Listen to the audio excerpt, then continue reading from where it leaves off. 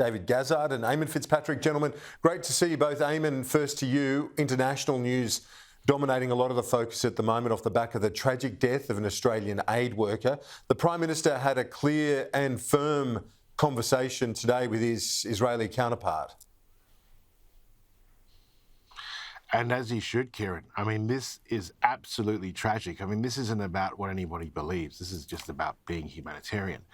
And, you know, this is news that will reverberate and actually, I think, cause a lot of people to just think again about what's going on.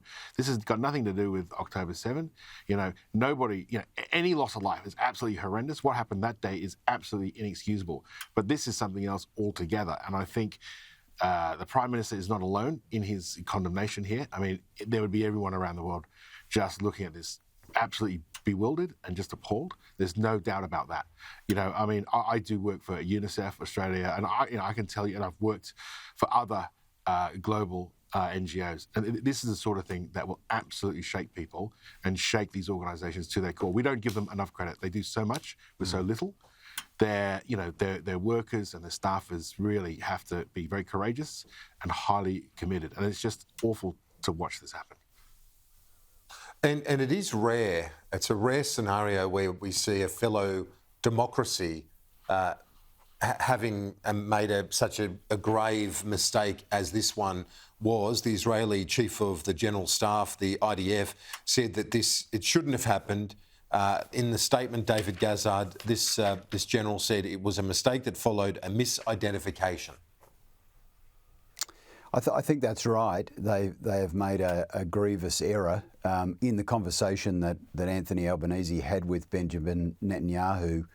He accepted full responsibility for it. I guess it's a timely reminder to all of the organisations, as Eamon has suggested, that are delivering aid in those areas, that it is a very, very dangerous zone. I would take exception to the statement that he made about this having nothing to do with October 7. It has everything to do with October 7, and it's clear that Israel is pushing ahead, in spite of global opinion, to dismantle Hamas. So if you are in the Gaza Strip, you are in harm's way. And I don't think anything that our government does to the Israel government is going to detract from their efforts to completely dismantle Hamas, tragic as that may be.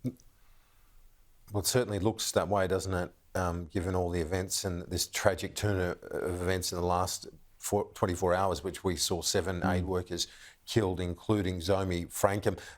To Eamon on the big news out of Canberra today, Eamon, the next Governor-General, not the traditional general, former retired military person or judge.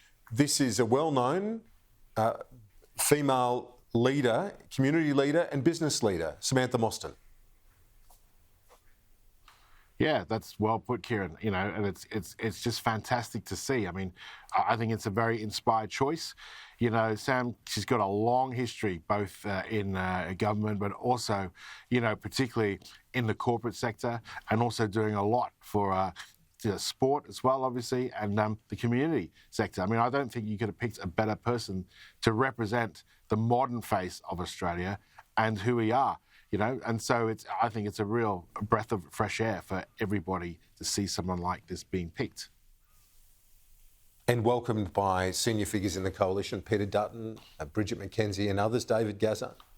Yeah, I haven't seen anyone who hasn't welcomed the appointment, and I'm with Eamon on this. I know Sam a little bit through her work in the AFL, which has been fantastic.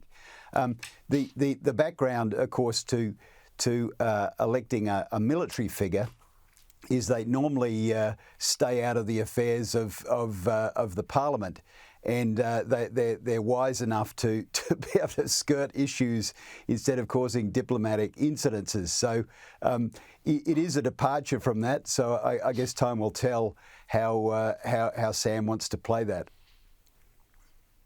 Because she has been a strong advocate in a number of areas, equality the most notable one, but we will see whether that advocacy continues at the same pace. I don't know, Eamon, you got any thoughts on that? Well, I think she's conducted herself extremely well, no matter what she's done, and I can't see that changing here. I mean, does she have a view? Of course, everyone knows what that view is. But again, I think just as the representative taking up that role, I think that says a lot in itself. Let's talk about the debate around green jobs. There's a real divide right now, and this is something that I guess us three will be talking about a lot in the lead up to the next election. You've got Peter Dutton flagging, and the reports today suggesting he's going to provide incentives to coal communities to go nuclear. And then on the other side, you had Greg Combet yesterday, the incoming head of the Future Fund, talking about the need to provide government support for the clean energy transition with renewables and so on. David, this is a real dividing line and a real fight ahead of the next election. This is not a small target equation for either side. Yeah, correct. You can really see paths diverging here. And there's going to be a very clear choice, I would suggest, by the time of the next general election. Peter Dutton is arguing that a technology that's worked well in other countries and is clean, although it comes with some baggage, particularly for in the past, although the newer reactors don't necessarily come with that baggage. But he's clearly staked his colours to the mast with nuclear. You can site it where the coal-fired plants used to go, so you're not running transmission everywhere. And you're quite right. The ex Net Zero Authority chairman, Greg Combet, has come out and said that it's going to require literally hundreds of billions of dollars to subsidise the workers into clean energy, which will of course feed into the cost of living with energy prices for years and years to come. Peter Dutton goes further and says that actually won't help the government get to its net zero goal by 2050, and it's going to cost a lot extra. So there's a hip pocket nerve to this, but it comes with a massive leap of faith into a technology that hasn't been tried here before.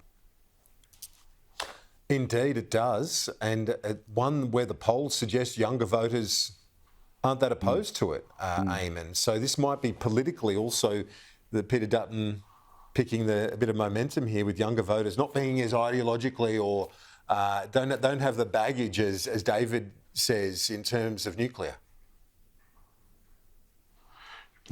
Maybe that's true, but I'll tell you, the polls don't matter, and the poll that matters will be individual electorates, and I'm yet to find one that is welcoming the location of a nuclear reactor or any sort of power entity involving that in their backyard. We've been there before. Surely the best thing to do, which is what Greg Combet outlined yesterday. I was there. I heard him. He gives a very compelling argument about why we're doing what we are doing, which is, thermal coal exports are falling away. They've halved in just a handful of years.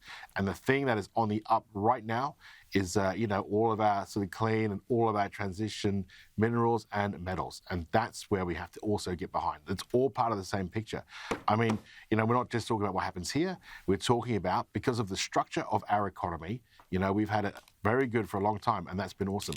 But the world is changing. Our biggest importers of our thermal coal are going to net zero. Where does that leave us if we don't have a plan to change? And that's what Greg Combet is saying. Gentlemen, appreciate it as always. We'll see you next week.